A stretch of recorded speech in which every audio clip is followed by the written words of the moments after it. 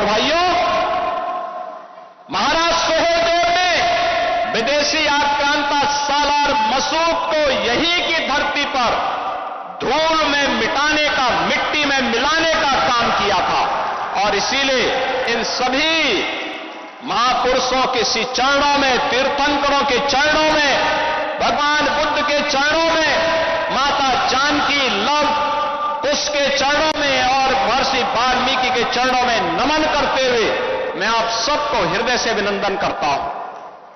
एक तरफ हम विकास की प्रक्रिया के साथ प्रधानमंत्री मोदी जी के नेतृत्व में आगे बढ़ रहे हैं, नया भारत का दर्शन हो रहा है, विकास और विरासत की एक नई आभा देश के अंदर देखने को मिल रही है। आपने देखा होगा 500 वर्षों का इंतजार समाप्त करके अयोध्या में भगवान राम का भव्य मंदिर का निर्माण हो गया। लोगों को गलतफहमी थी कि ये कैसे होगा।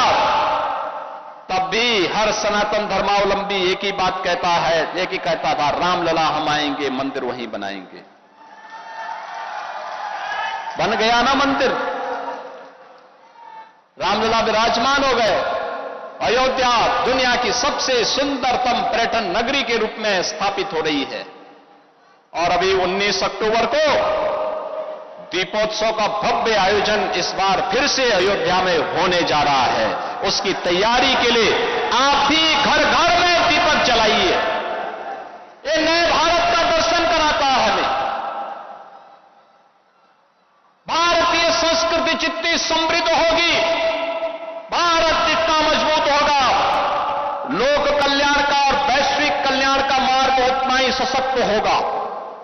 आज प्रधानमंत्री मोदी जी के नेतृत्व में ये नया भारत दुनिया को यही संदेश दे रहा है। लेकिन कुछ लोग हैं जिनको शांति अच्छी नहीं लगती, कल्याण अच्छा नहीं लगता, कल्याण अच्छा नहीं लगता। जब भी कोई हिंदू पर्व और त्योहार आता है उनको गर्मी आने लगती है और उनकी गर्मी को शांत करने के लिए हमें डेंटिंग, पेंटिंग का सहारा लेना पड़ता है। बहनों और भाइयों, आपने देखा होगा महापुरुष किसी भी परंपरा में हो, उनका सम्मान होना चाहिए। आस्था अंतःकरण का विषय है, प्रदर्शन का विषय नहीं हो सकता। जिसकी जो आस्था है अपनी आस्था के अनुसार अपने कार्यक्रमों को संपन्न करे, किसी को आपत्ति नहीं होगी। लेकिन आस्था के नाम पर तोड़फोड़ करोगे, आस्था के नाम पर आगजनी करोगे, आस्था के नाम पर राह चलते हुए नागरिकों पर हमला करोगे, बेटियों का जीना हराम करोगे और व्यापारियों के प्रतिष्ठानों पे आगजनी करोगे, पुलिस पर हमला करोगे, तो छेड़ोगे तो फिर छोड़ेंगे भी नहीं, और एक बार छोड़ेंगे नहीं तो फिर छूटोगे भी कभी नहीं।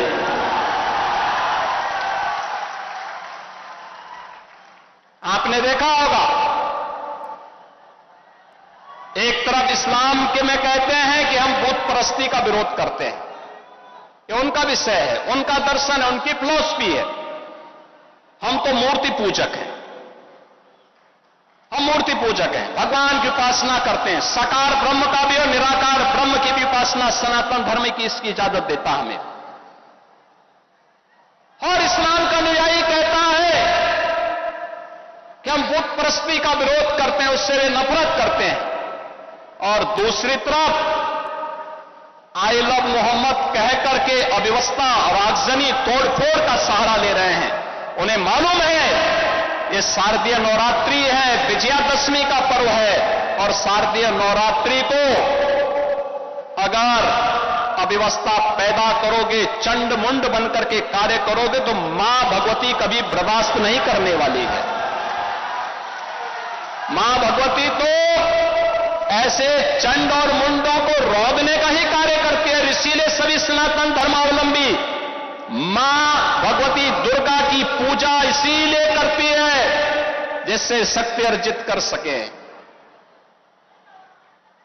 आपका उपासना आपका विषय, अंतःकरण का विषय होना चाहिए। चौराहे पर प्रदर्शन प्रदर्शन करने का विषय नहीं होना चाहिए। और इसीलिए हम लोगों ने कहा कि धर्मस्थलों पर माइक बंद होने चाहिए, अपने परमिशंस में आप बजाइए, दूसरों का जीना हराम बंद करिए। और ये प्रतिबंध उत्तर प्रदेश में यथावत रहेगा, यथावत रहेगा। बहनों और भाइयों, अराजकता स्वीकार्य नहीं, कतई स्वीकार्य नहीं। हम सम्मान सबको देंगे, सुरक्षा सबको देंगे, लेकिन अगर किसी ने सुरक्षा के साथ खिलवाड़ करने का दुस्साहस किया, निर्दोष नागरिकों पर हमला किया, बेटी की सुरक्षा और व्यापारी के प्रतिष्ठानों में आगजनी करने का दुस्साहस किया, तो उसको ही नहीं, उसकी कई पीढ़ियों के सामने ऐसी कार्रवाई करेंगे कि उनके लिए एक नजीर बन जाएगा। ये जानते हैं कि पर्व और त्योहार, उत्साह और उमंग का समय होता है, हर हिंदू परिवार जुड़ता है, साल भर की अपनी पूंजी को इस उत्साह के साथ, समाज के साथ मिल बांट करके अपनी खुशी को मनाता है। कोई हिंदू, कोई सनातन धर्मावलंबी भेदभाव नहीं करता किसी के साथ, कोई भी उसके साथ मिलकर के पर्व और त्योहार मना सकता है, कोई दिक्कत नहीं। लेकिन पर्व और त्योहारों में व्यवधान, पर्व और त्योहारों के समय माहौल खराब करना, ये स्वीकार्य नहीं। और मैं फिर कहूंगा कि अगर किसी ने सड़कों पर प्रदर्शन करके उपद्रव करने का दुस्साहस किया, और मैं ये भी कहूंगा उनको, उन चेतावनी दे रहा हूं उन लोगों को जो कायरों की तरह, बुज़दिलों की तरह बच्चों और महिलाओं को आगे करने का काम कर रहे हैं, याद रखना इसकी भारी कीमत चुकानी पड़ेगी उनको, अगर उन्होंने किसी भी पर्व और त्योहार में व्यवधान डालने का काम किया तो। एक और एक डबल इंजन की सरकार विकास करा रही है। आपने देखा होगा मंच पर भी हमने हर जाति, हर समुदाय के लोगों को यहां पर सरकार की कल्याणकारी योजनाओं के साथ जोड़ने का काम किया है। कोई भेदभाव नहीं किया, कोई भेदभाव नहीं किया। अनुसूचित जाति के भी थे, पिछड़ी जाति के भी थे, ब्राह्मण भी थे।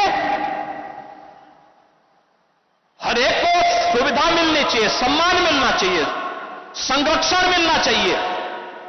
अगर गरीब है तो सरकार का संसाधन का पूरा लाभ उसको प्राप्त होना चाहिए। और मुस्लिम भी थे, कोई भेदभाव तो नहीं किया।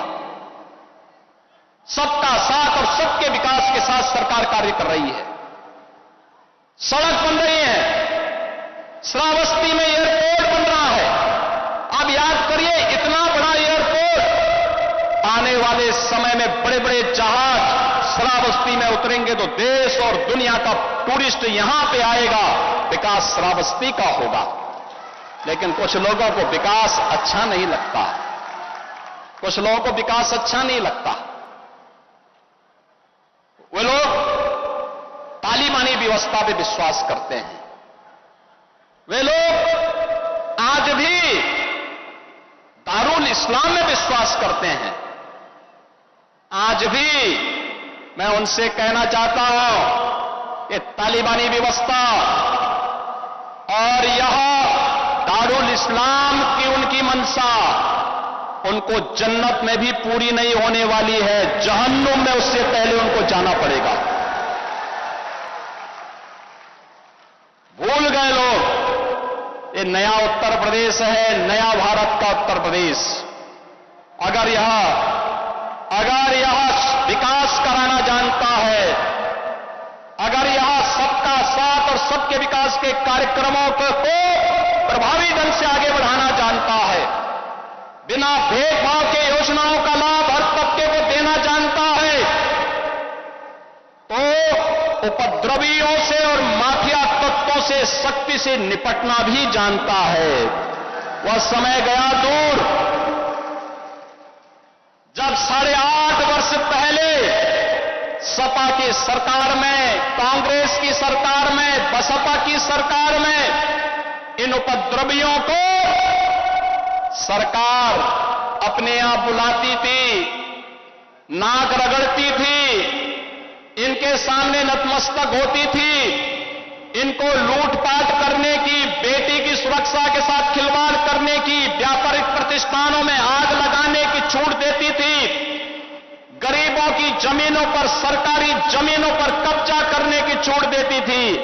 अब ये डबल इंजन की सरकार है, अराजकता बर्दाश्त नहीं करती, और अगर किसी ने अराजकता करने का दुस्साहस किया तो उसकी छाती पर बुलडोजर चलाना भी जानती है, वह भी जानती है।